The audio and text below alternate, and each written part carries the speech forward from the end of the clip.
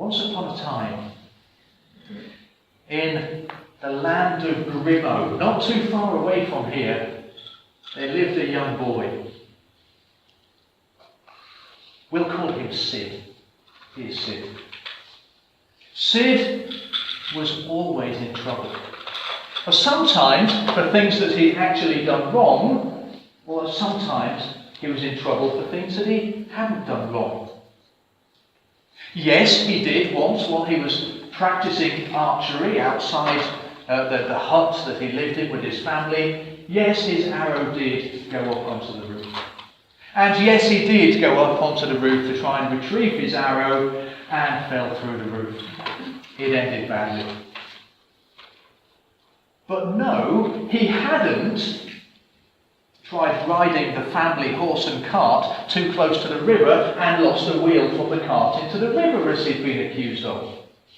Yes, okay, on one occasion he had accidentally broken a window.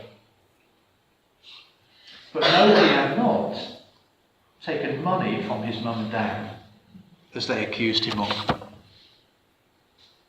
Sid didn't have many friends. The other children didn't really want to play with him. That bit's sad. The other children didn't really want to play with him. Oh. It was sadder than that. He didn't have many friends. They didn't want to play with him. Oh. That makes me feel better. But he did listen to the stories that the older people told when they sat around the fire in the evening. Yeah. He particularly, we're getting involved now, that's good. He particularly liked the stories about the king who lived far away. Some people said the king was real and that everybody should behave because one day the king was going to come, and if they hadn't been behaving, well, he wouldn't be happy with them. Other people said that it wasn't really true, that it was just make-believe to keep people in order. Sid believed the stories. He was sure that the king was real. And he believed that in the past the king had sent messengers who told them that they should wait for a special one who was coming one day. A special messenger from the king who would show them what the king really wanted from them. Do you know, Sid was a little bit of a worrier. He worried what had happened to the people who'd had to leave Grimmo and never returned. He worried what would happen to himself when he got older and one day he would have to leave Grimmo. He worried what he'd get into trouble for next and hoped that it would actually be something he'd done rather than something he hadn't. Then, as the grown-ups started to meet around the fires in the evenings, they started to share some different stories. Somebody who'd come to the land of Grimmo from a long way away and claimed to be the son of the king.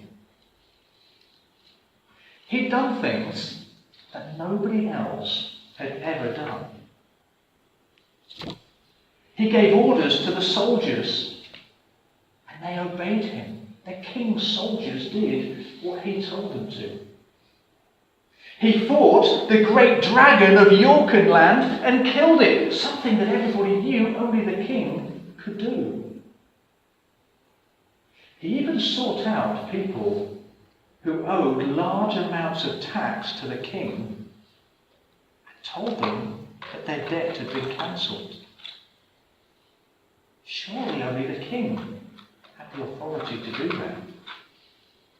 Some said that the things he did proved that he really was the son of the king. Others said he was a liar. One day Sid was running through the woods near his house and he ran straight into a man. The man said to Sid, "I know you. I know all about you. I know that you worry about the people who've gone away and never returned, but listen, I don't want you to worry about them. I know that you worry about your future and what will happen to you. I don't want you to worry about that. He said, I know that you worry what will happen one day when you have to leave the land of River, but don't worry. All you have to do is follow me, and I will take you to my father's castle. Sid was amazed. You're the one they've been talking about, aren't you? You're the one who claims to be the son of the king. But how can I follow you to the king's house? How can I know for sure that you really are the king's son? The stranger smiled. Said, the way to my father's house is found just by truly believing in me. Look at the things I've done. And ask yourself if anyone other than the king could do those. Believe in me. Follow me. Who else can cancel the king's debts? Who else could have killed the dragon of Yorkenland? Who else can command the king's soldiers? Who else knows everything that you've ever done? Believe in me. One day I will come and take you with me to the king's house. Because I've always loved you and I want you with me. And because you believe in me. Well, we shall find out later what happens to our young friend Sid. But for now, let's get back to John chapter 14. And maybe we'll see some parallels between Jesus' words here and what happened to young Sid in Brimmer. Verse 1. Jesus says, do not let your hearts be troubled. And everything that follows, it is Jesus pressing in on that. He knew that his disciples were going to be scared. He knew that they were going to be frightened. He knew they were going to be troubled. He knew that terrible things were coming on, and he wants to calm them down. He wants to give them reassurance. He doesn't want them to be frightened. Don't let your hearts be troubled. In spite of everything that's going to happen to you over the coming days and weeks. He knew that they were going to have 1,000 questions in their head. Was Jesus really all that he claimed to be? If Jesus really was all that he claimed to be, how had he ended up being killed in such a horrible way? Was he really God the Son? Was he really able to forgive sin? Could he really lead them to God's kingdom as he claimed to be? And so he's sure to reassure them ahead of time. He says, don't let your hearts be troubled. Don't worry. Don't worry.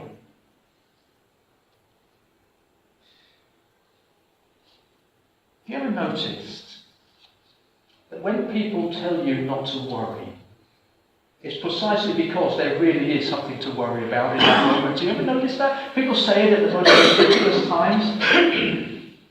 You know, I don't want to worry you, but I think someone's trying to break into your house. No, actually, now is the time to worry. Jesus knew that on the face of it, his disciples would have every reason to worry in that moment. So he sought to calm them, to reassure them, and to give them every reason for them not to worry, and to maintain their faith in him, even though things were going to look really, really bleak in the coming days. And he reassures them with these words. He says, in my Father's house are many rooms, and I am going there to prepare a place for you. So personal it makes it. He says to them, you're going to think everything is bad. You're going to think that the bad guys have won. You're going to think that I'm dead. But I will have simply gone to my Father's house. And I will have prepared a way for you to be able to go to my Father's house as well. It's that everything that you worry about, everything that you worry about can be resolved if you put your faith completely in me. If you remember that in my Father's house there really are many rooms for everybody who believes in me. Remember that. And you won't need to be troubled and worried and scared.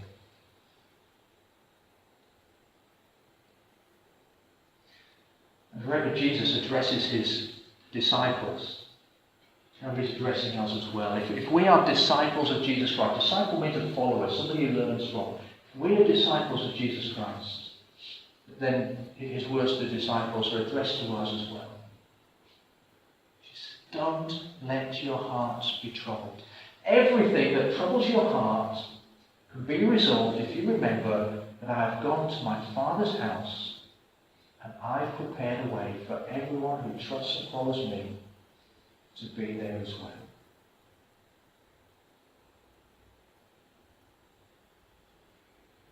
Like young Sid that we heard about, we do worry about those who've already left this place, about those who have died ahead of us.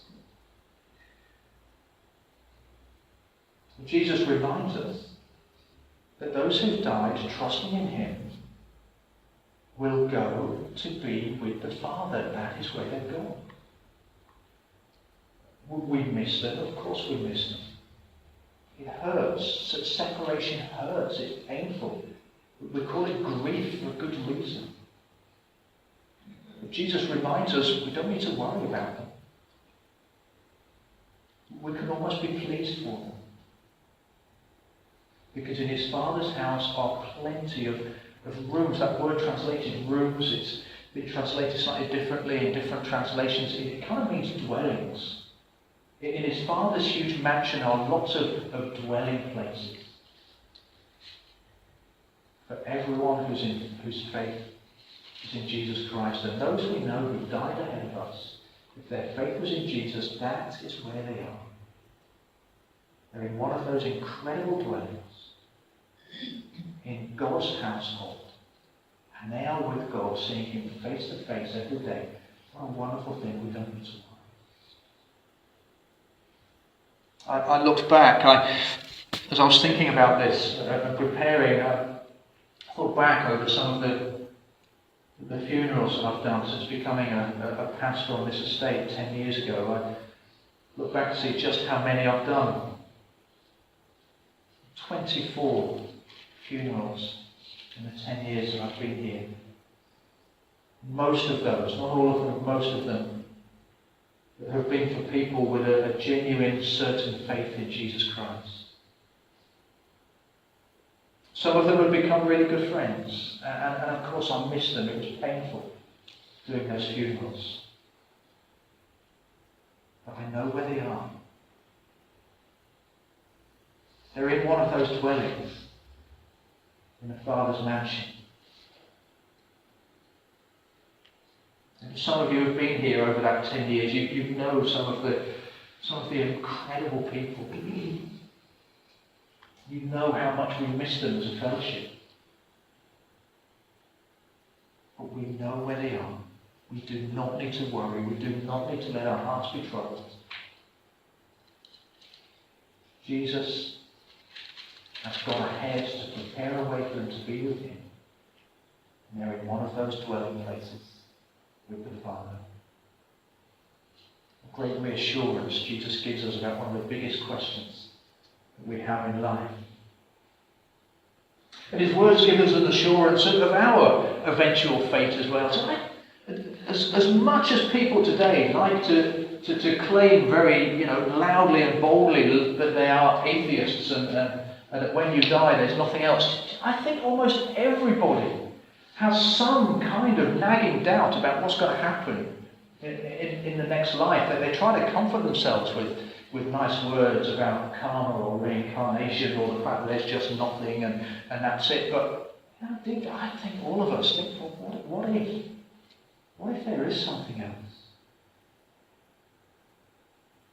Jesus tells us here what the next thing is for those who have that real faith in him. He says, I am going to prepare a place for you. you.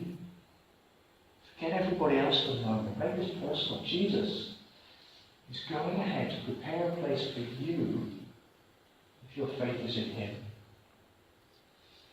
For a long time, I thought this meant when it says I'm going there to prepare a place for you, I kind of imagined Jesus building it. He's gone ahead to prepare it. He's building it. He's decorating it nicely. He's, in my place, he's putting nice black and white stripes to remind me of Grimsby Town or something and make it very personal. I think that's not what Jesus is saying. I don't think it means I'm going there to prepare your place personally for you. He says, I'm going to make the preparation so that you can follow me. I think that is more the essence of what Jesus is saying. See, what I'm about to do, the way that I am going to go to the Father now, prepares a way for you to come and be with me. Think about what Jesus was about to do. He was about to die on a cross. He was going to give himself. Even though he committed no sin, he'd done nothing wrong. Not one thing ever, no wrong word, no wrong thought. He was going to let himself be crucified as a criminal to pay the price for the things that we have done wrong. We talked last week about God being a just God. God demands justice. God demands that sin be paid for. And Jesus said, I will pay the price. I will satisfy God the Father's justice. If your faith is in me, I will pay that price. You are no longer barred from being able to go and be with a holy God because your sin would have been completely paid for. What he was doing on that cross, what he was doing then was for us, preparing a way for us to go and be with the Father. And Jesus says, I am going now and I am preparing a place for you. I'm preparing a way for you to come and be with me in heaven. Do you know what? Jesus doesn't lie. He says, if it weren't true, I would have told you. When he tells us, I've prepared a way for you to get to heaven, we need to just trust him. It's done. It is done. Everything that I need to be able to get to heaven has been done for me by Jesus Christ. I don't have to earn anything from God. I don't need to worry about where I'm going to go when I die. I don't need to worry about what's going to happen to me at death. Jesus tells me that because my faith is in him, what's going to happen to me, I'm going to follow him all the way to his Father's house. And I'm going to take up one of those dwelling places for eternity in the presence of the Father.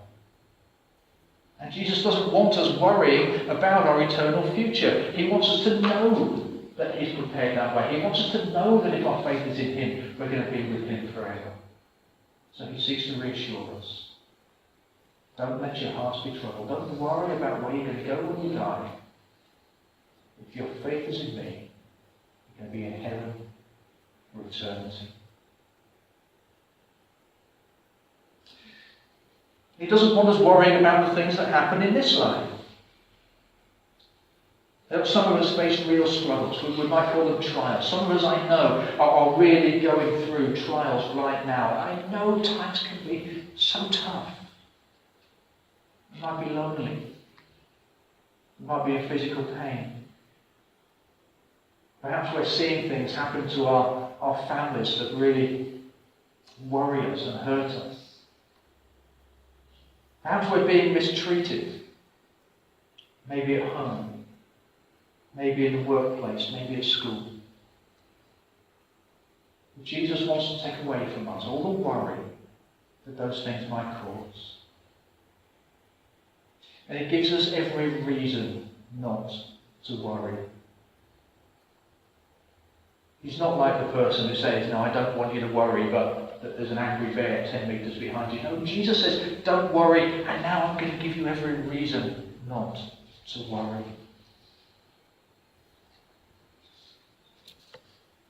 We don't need to worry because Jesus loves us. He is God the Son. The opening verses of John's Gospel tell us that he is the creator and the sustainer of the universe. He's the one who gave us our very lives. He made us. He knit us together in our mother's womb, and he loves us. How do we know he loves us? Verse 3. I will come back and take you to be with me so that you may be where I am. Everything that Jesus was about to do, all the pain he was about to suffer, the humiliation, the slow agonizing death, the sin that he was going to take on, was so that we could go and be with him in eternity. That is love. That is what real love looks like. He gave everything so that we could be with him in his presence. And if the creator and the sustainer of the universe loves you that much, don't you think he's going to take you by the hand and lead you through this life?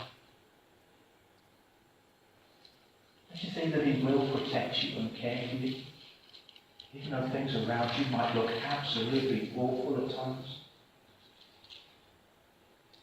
If he died on a cross to prepare a way for you to go to heaven and be with him, don't you think that he will fulfill his words from the Bible to work all things together for the good of those who love him?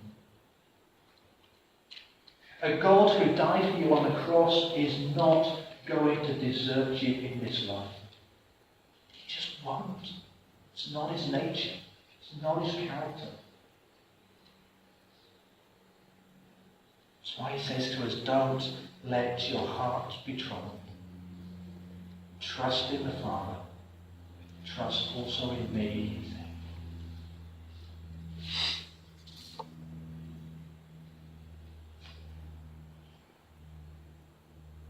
So what happened to Sid? I know you've been worrying about Sid for the last 15 minutes.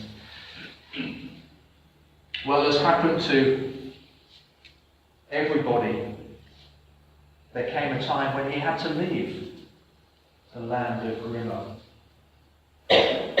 When that day came, he was shocked to see a beautiful, stately carriage arrive to collect him. Now, sitting in the stately carriage was the stranger who he'd met in the woods that day. He stepped out and he said, I promised to come back for you. And here I am. I've come to take you to my father's house. Sid stepped into the back of the carriage, which took him to the most amazing and spectacular magical castle that he'd ever done.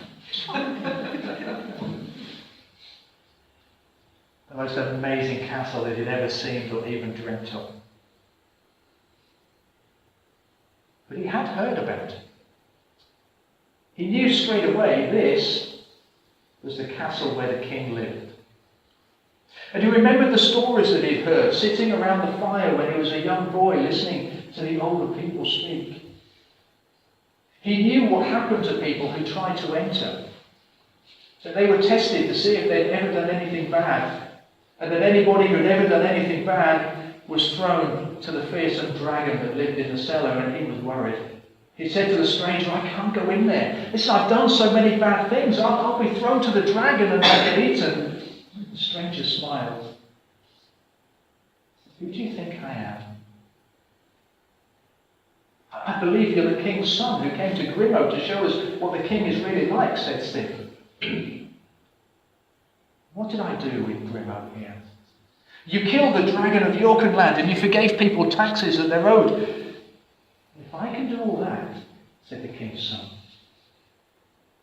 don't you think I can take you to see the king? Sid, I know you've done wrong. I know you fell through the roof and you broke the window. And I know how angry you got when you were accused of things that you hadn't done. But Sid, you trust in me. And I came to take you because I love you and because you believe in me. And I will take you to be with the king forever.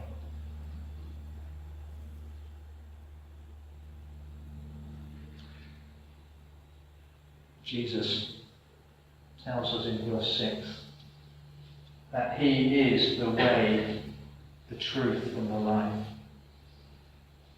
We can only enter the presence of the Father through him. We trust him to be the one who died for us. If we trust that he really is the truth, the true representation of God, and that he can forgive our sin and give us life, he will take us to be with him and the Father for eternity. Do not let your hearts be troubled.